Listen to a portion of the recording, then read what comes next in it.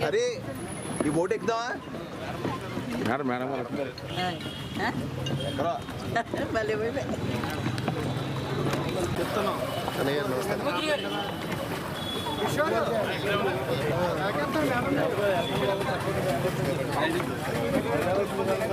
చేయాలి దేవానపట్నం అభివృద్ధి పరచాలి హెడ్ క్వార్టర్స్ కాబట్టి అన్ని ఫెసిలిటీస్ రావాలని ఆలోచన చేసి మన కలెక్టర్ మేడం గారు చొరవ తీసుకుని ఈ పార్క్ అభివృద్ధికి వారు ముందుకు వచ్చి ఈ డోనర్స్ని తీసుకొచ్చి ఈ కార్యక్రమం చేయటం జరిగింది.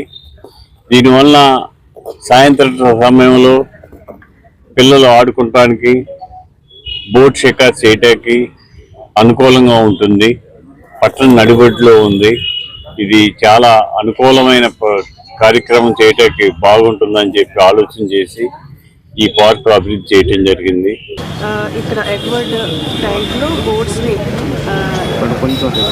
అమ్యూజ్మెంట్ కోసం స్టార్ట్ చేయడం జరిగింది. పిల్లలకి పెద్దలకి అందరికీ కూడా మంచి ఎంటర్టైన్మెంట్గా ఉంటుందని కోరుకుంటున్నాము. అలాగే భవ్య భీమవరం పేరుతో మనము భీమవరం పట్టణంలో అనేక డెవలప్మెంట్స్ టేకప్ చేయడం జరిగింది. ఈ మధ్యన చూస్తే బివి రాజు ఫౌండేషన్ 1.5 crore తోటి అండర్ పాస్ పక్కన చిల్డ్రన్ పార్కు లైబ్రరీ డెవలప్ చేయడానికి వచ్చారు. అట్లాగే SRKR కాలేజ్ వారు అక్కడ SRKR రోడ్డు వేగి రామకృష్ణరాజు రోడ్డు మీద ఇంచుమించు 80 lakhsతో వింటేజ్ లైటింగ్ అంతా కూడా పెట్టడం జరిగింది. అదే బాంబే స్వీట్స్ వారు గాంధీ గారి విగ్రహం చుట్టూ కూడా బ్యూటిఫికేషన్ చేశారు. వీటితో పాటు అనేక పార్క్స్ అంతా కూడా ప్రజల భాగస్వామ్యంతో మనం డెవలప్ చేసుకుంటున్నాం.